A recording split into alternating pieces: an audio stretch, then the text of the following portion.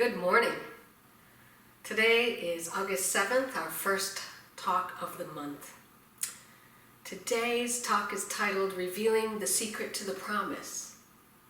Thank you so much for joining Unity Church of Sun Lake's Sunday lesson. I'm Reverend Jeanne MacLaughlin. I'm in the beautiful home of Reverend Maria Blanding and Kate Turner.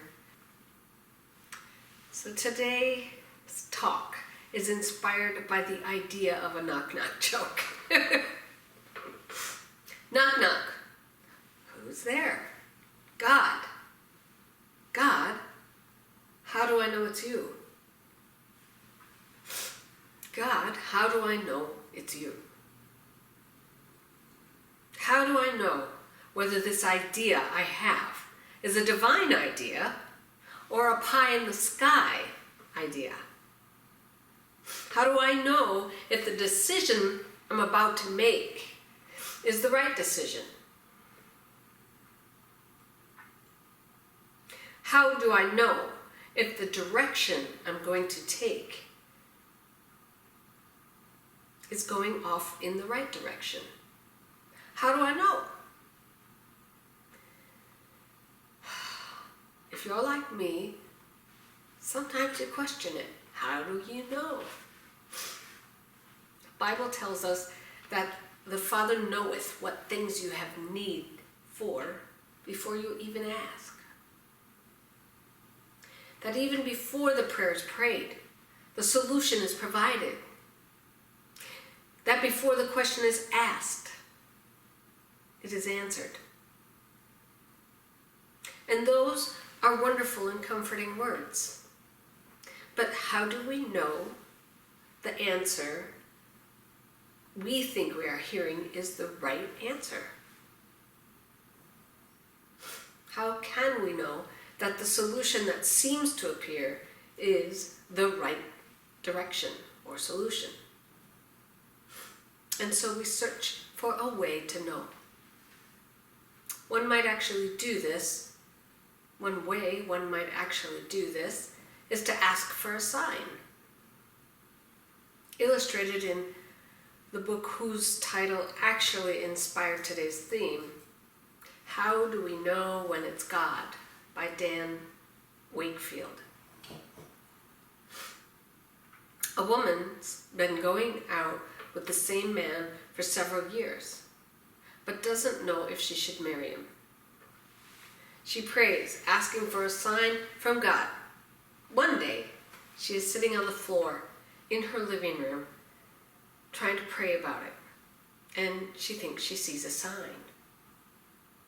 The way the sunlight falls on the carpet seems to form a letter of the alphabet, the first letter of the man's name. Is it a sign?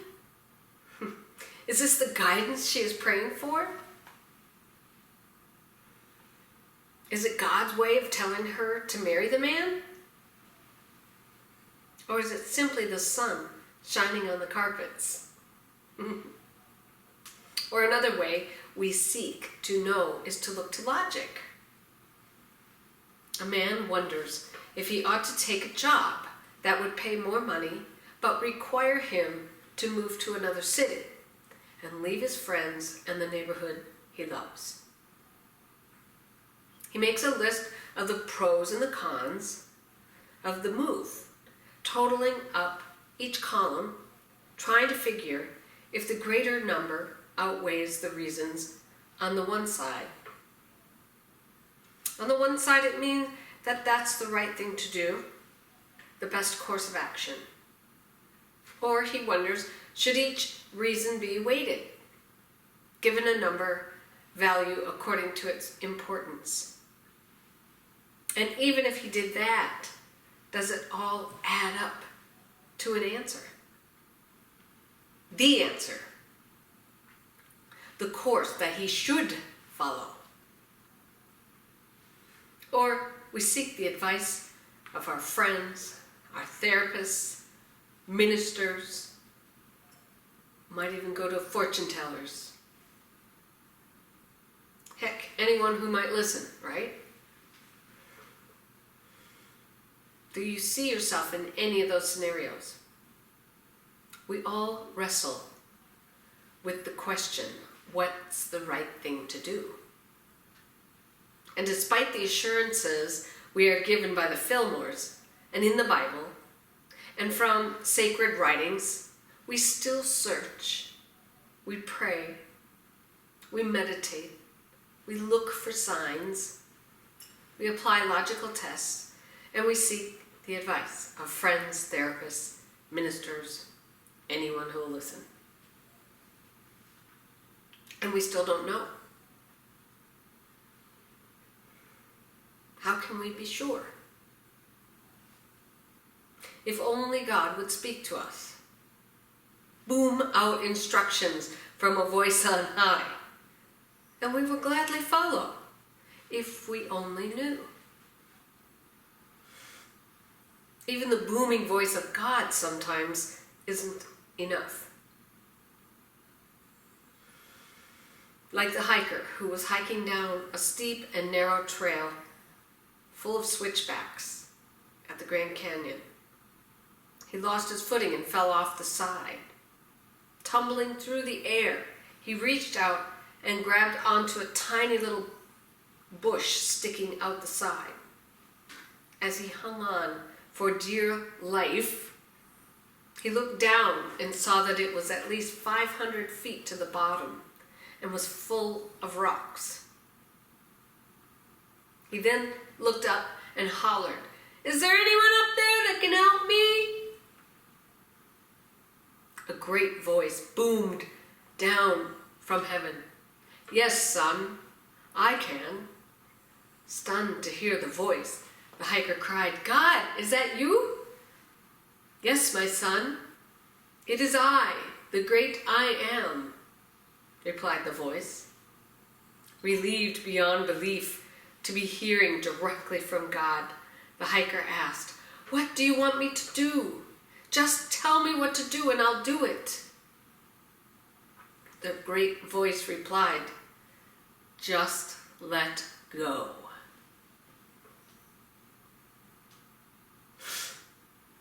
The hiker looked down again at the 500-foot drop and the rocks below. He looked up again and asked, "Is anyone else up there I could talk to?"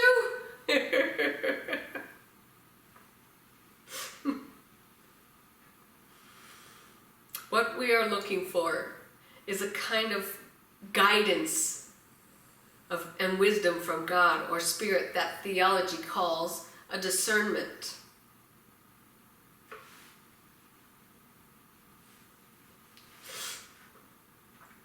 And if you saw yourself in any of the examples I just gave, you might take comfort in knowing that people throughout the ages have searched for discernment. Religious leaders and even saints have spent most of their lives trying to learn not only how to do it themselves, but also to teach others how to do it. In his book, How Do We Know When It's God?, Dan Wakefield relates the story of St. Ignatius of Loyola. He lived in the early 1500s and founded the order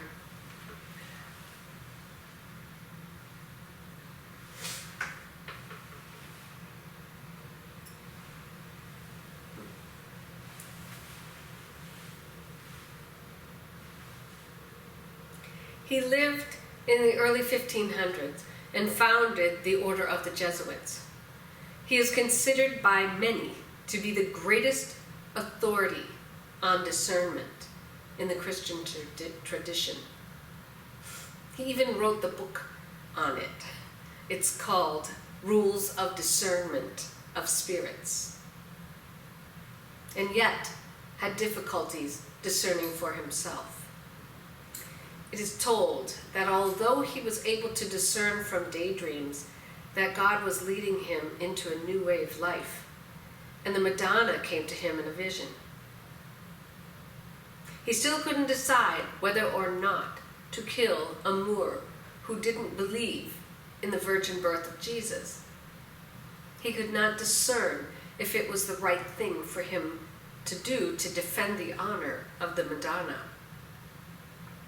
In an argument about the subject, the Moor saw how upset Ignatius was getting and wisely hurried on ahead, while Ignatius became more disturbed and more concerned that he failed his religious duty.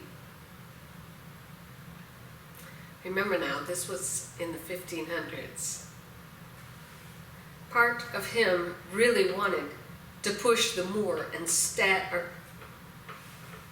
part of him really wanted to pursue the Moor and stab him with his dagger, but he couldn't quite make up his mind to do it. He couldn't discern what to do, in other words. Luckily for the Moor, Ignatius let the mule he was riding make the decision, and the mule didn't follow the road.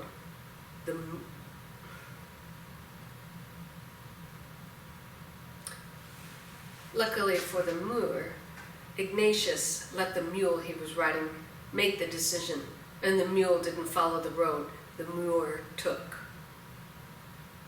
Dan Wakefield wrote, "If it's that hard for St. Ignatius to discern whether to stab a Moor in a theological argument, perhaps those of us looking for signs in patterns of sunlight, lists of pros and cons, and asking anyone who will listen, are not so stupid or hopeless after all." And so this is the topic for us this morning, the topic of spiritual discernment. How to know if we know. And I'm not saying that I have surpassed scholars and religious leaders of the ages and have it all figured out, because I don't. But I am totally inspired by the subject, and I have several friends that work with discernment. When I asked myself, where should we start on this journey of knowing how to know, the answer that immediately popped in my head was this: first and foremost, we must have a willingness to listen. First and foremost, we must have a willingness to listen. Before we can attain spiritual discernment, before we can possibly expect to be guided and directed to those right decisions, before we can hope to have a knowing that our choices are for the highest and best good of all concerned, before we can feel that our actions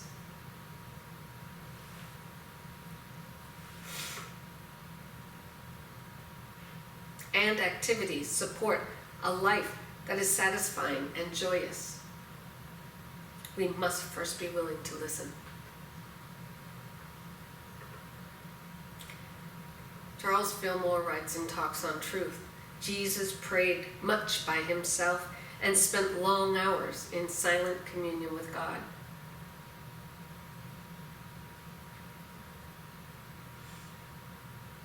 Those who have even seen a slight degree opened the Christ consciousness in themselves so that it flows forth and recognizes the universal mind can readily understand that Jesus was in the silence with God, getting the power and wisdom necessary to do his work.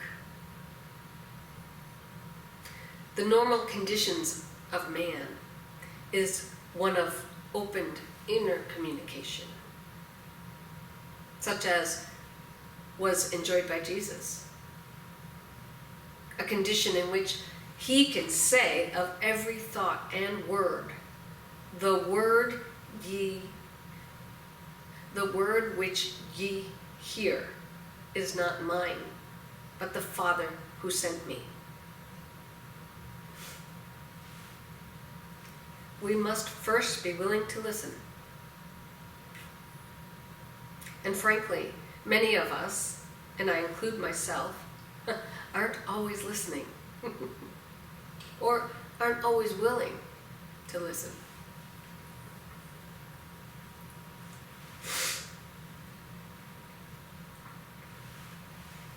A woman worked at a large bookstore and was often amused by the combinations of books customers chose. She found it particularly funny when a customer approached the checkout one day.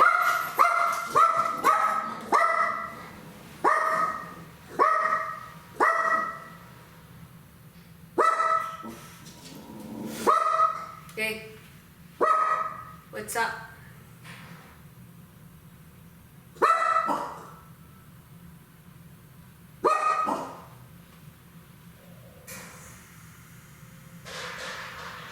Ice machine. A woman worked at a large bookstore and was often amused by the combination of books customers chose. She found it particularly funny when a customer approached the checkout counter one day with two bestsellers. The first one was titled Conversations with God. The second, How to Argue and Win Every Time.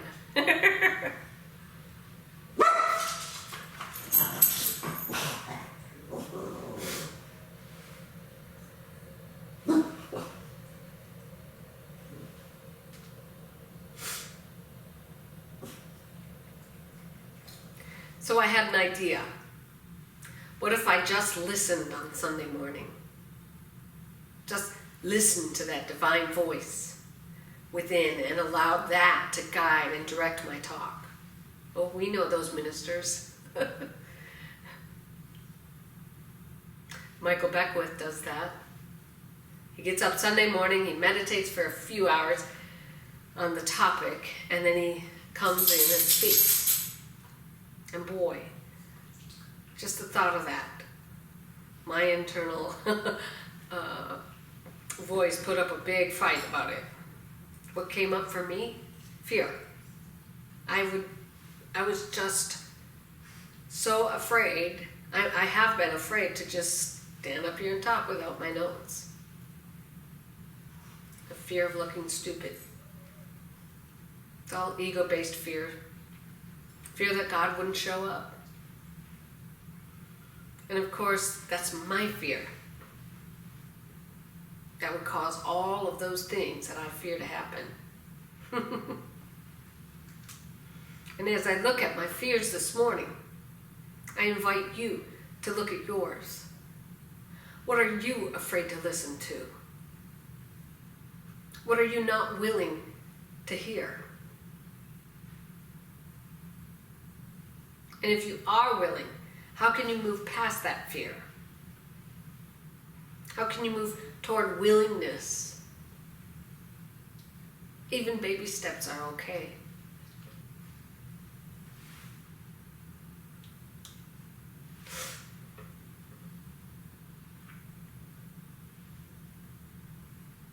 And I took advice from Eric Butterworth, Unity minister and author, who offered a technique for times when guidance is needed. Close your eyes, be still, and say softly, with assurance, Father, I am listening.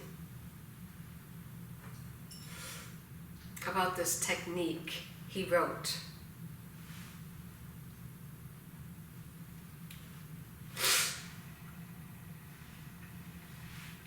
You will find marvelous guidance manifested in you.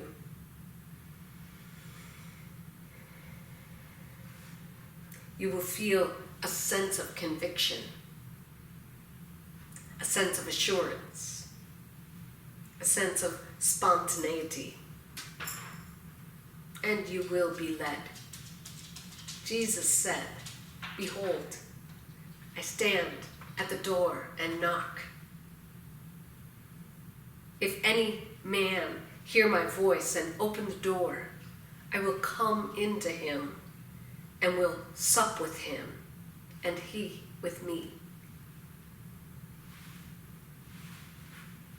as we have a willingness to listen, we come to realize that our answers, our guidance, and our inspiration may come directly or it may come indirectly.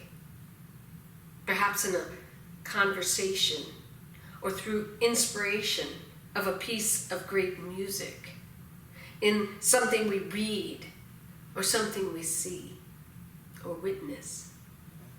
It may even come in a dream, but it will come. When we have a willingness to listen, it will come.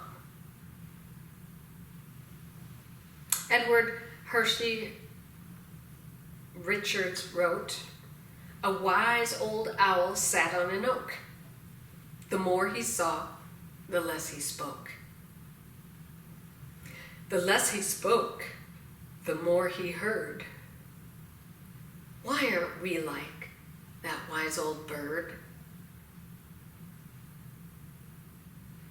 Here's an "Are we willing to listen?" test. We are willing to listen when our focus is on truth,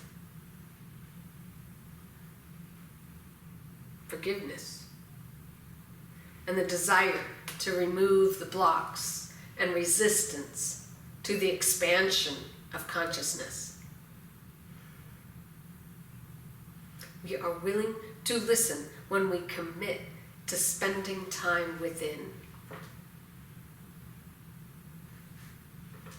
We are not so willing to listen when we are absorbed by our problems, when we focus on our troubles, when we work on building our defenses, and when we are always looking out there.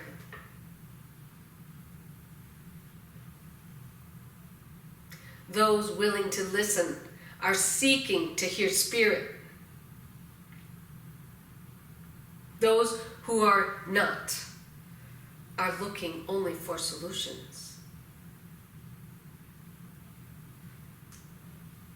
Think about where in you, as you listen to these closing words from Ernest Holmes, New Thought, creator of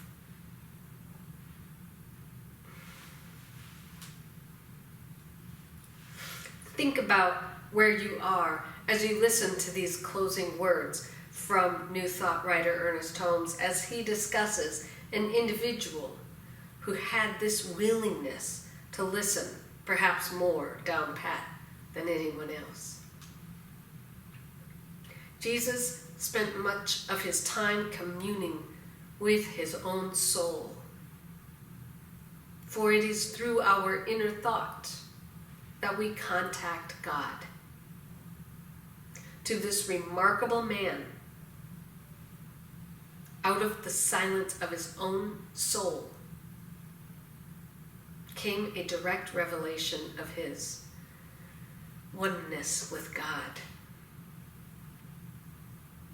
Back of the conflict of ideas, back of the din of external life and action, back in the innermost recesses of uplifted thought and silent communion, contemplation.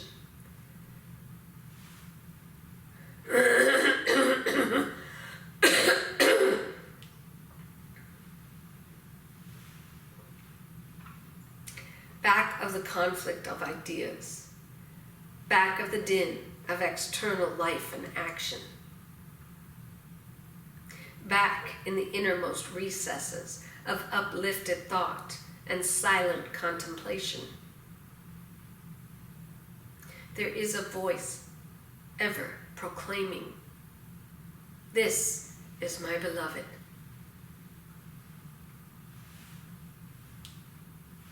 Seldom does this voice penetrate the outer.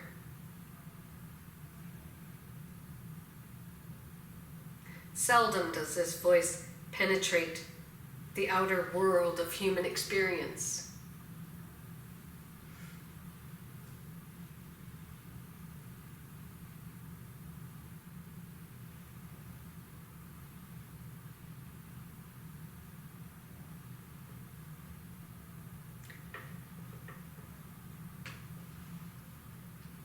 Seldom do we allow it to perfectly express through us. We must learn to listen to this voice. Call it conscience, intuition, or what we will. It is there. No one need go unguided through life. For all are divine at the center, and all are images of the Most High. First and foremost, in knowing how to know. First and foremost, in mastering this idea of spiritual discernment, is being willing to listen. Are you willing to listen?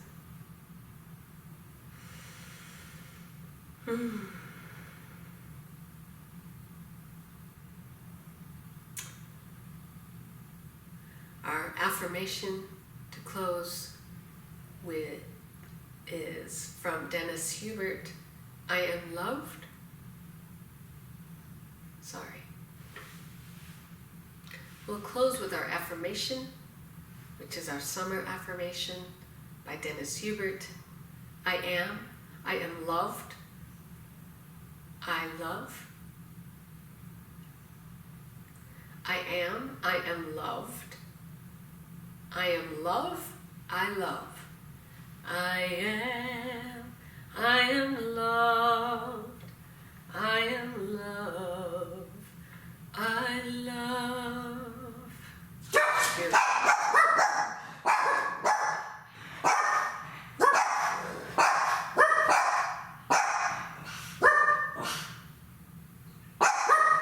All right, girls.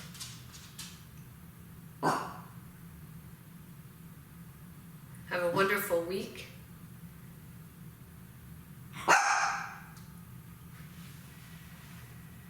I love you all. Thank you so much for spending time with me with Unity Church of Sun Lakes. If you would like to continue your tithing up during the summer months, we'd greatly appreciate it. You can go to our website at unityofsunlakes.org. There is a tab for donations, or there's also a place with the address where you can send a check. We greatly appreciate your tithes during the summer when we're closed down. Much love to you all. Have a great week. Mwah.